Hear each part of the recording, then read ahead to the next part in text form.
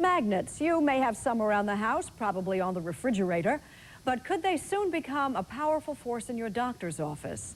That's a question being asked about so-called healing magnets, products that have become extremely popular for the treatment of pain. Are they a medical breakthrough or modern-day snake oil? Here's Keith Morrison.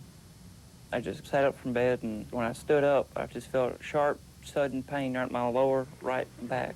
There's a young man in a town called Paris, Tennessee. His name is Adam Sprague.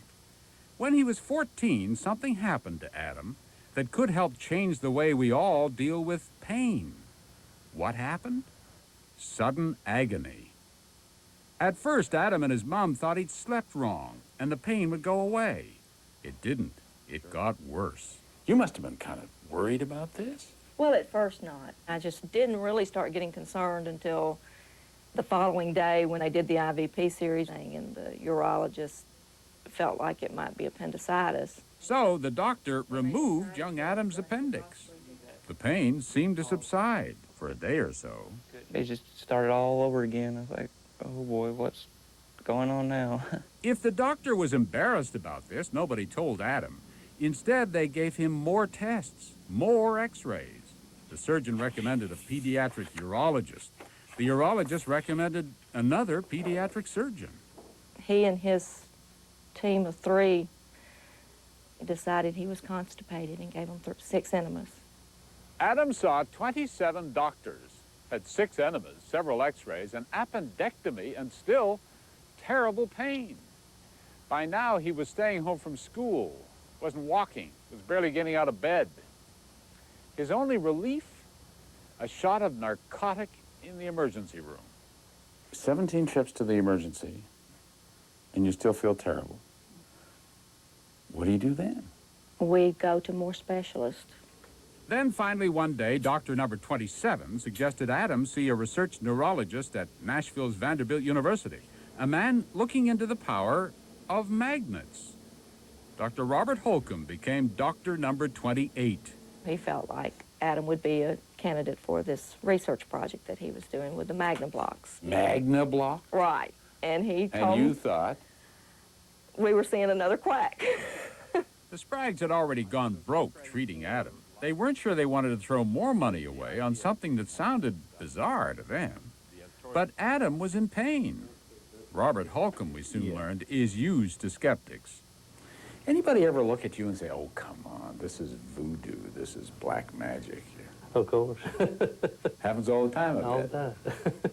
Once Holcomb was able to figure out that Adam's problem was a severe bulging disc in his spine, the doctor was just sure, he says, that his troubled young patient could respond to a new form of magnetic force, a force that Holcomb claims acts to quiet the nerves. This is it. It's about the size of a checker. It's actually made up of 4 smaller magnets with opposing poles that push and pull each other, creating a magnetic field that's about 300 times stronger than an average refrigerator magnet. When there's pain, nerve endings are more active. They generate more electricity and send strong pain signals to the brain. Holcomb says his studies have shown that his extra strong magnets, when placed on the skin in the right spot, act on that increased electrical activity, shutting down the calcium and sodium channels that the pain signals travel on. Dr. Holcomb taped some of his little round magnets to Adam's back, like his mother is demonstrating for us here. More on Adam later, but he's not the first one to tape magnets to his body. There's Yankees pitcher Hideki Irabu and Broncos linebacker Bill Romanowski. I've been wearing Bioflex magnets nightly and daily, and they've really helped with my pain relief. He's one of dozens of athletes who say magnets relieve their pain. In fact, there's a whole new magnet industry. Many different companies make magnets that come in all shapes and sizes. Items that claim to cure everything from pain to plaque to hair loss. This is an alternative medicine fair in California. Where else? These are health magnets. We have things that you can stand on, sit on, sleep on. So far, none of the magnet manufacturers have proved to the Food and Drug Administration that magnets actually work. So by law, they can't make medical claims. Still, this is big business. The magnet industry leader, Nikken, reports sales of $1.8 billion per year worldwide, in spite of the fact they make no medical claims.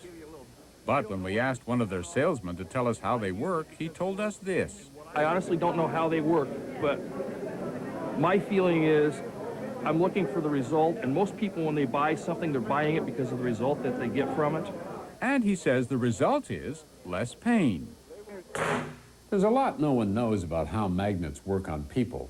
What we do know is that forms of magnetic therapy have been around for thousands of years, but they have never been accepted by the medical establishment because the American Medical Association says there is little evidence that something you rub on your back, or this heavy magnet here, or a belt to put around an aching joint, that they actually work.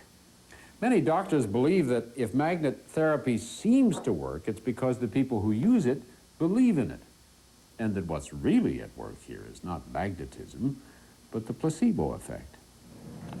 Dr. Jack Berger runs the pain clinic at the University of Southern California's Medical Center. The experience that we've had with the few patients we've tried them on has not been successful. But Robert Holcomb's experiments have taken magnetism in a whole new direction. Is Dr. Berger interested? Yes, he told us, but very skeptical, too. And far from convinced, he said. With magnet therapy, we just don't know yet. It is interesting and provocative, and I think deserves further study. And that's exactly what Holcomb says he's determined to do. He says his ideas about magnets will have to be proven to the medical establishment. So he spent more than a decade on scientific research supported by Nashville's Vanderbilt University, developing his particularly strong magnets. He has submitted his findings to other scientists and reported his results in medical journals, none of which mattered to Adam Sprague. He was in awful pain as they taped those magnets to his crippled back. What happened? About 5-10 minutes later, I was basically pain-free. Come on. I'm serious. Holcomb says after a few months with the swelling gone, Adam's disc slipped back into place, though experts say most do, even if you do nothing. Whether it was the magnets or just the passage of time, 2 years later, he's once again a normal, sprouting teenager, pain-free, full of life. Are you sure that it wasn't just, once he knew he was getting some sort of treatment, he felt better? He had been administered a lot of treatments, including an appendectomy. If it was a placebo effect, maybe the appendectomy should have cured him before I got him. Holcomb says his continuing experiments have shown the pain-blocking mechanism in the magnets can be at least as effective as a shot of morphine. These days, Adam has a new nickname. They'll start calling me, hey, Magnet Boy. His mom has a new cure-all, not just for muscle pain, but sinus headaches and all her son's bumps and bruises. We'll reach for the Magnet blocks probably as often as we would Tylenol. How much more research do you have to do before you understand fully what this is all about? Probably a lifetime. I think it very easily become a new frontier of medicine. If that's the case, then we have a long way to go. Recent research out of Baylor College of Medicine found some of those who may be helped by magnets are former polio patients. Many now suffering from symptoms years after recovery say the treatment seems to offer relief from pain. Coming up, moving 4 tons of bulk on land isn't easy, but it's quite a different story when hippos hit the water. They just sort of float around in this very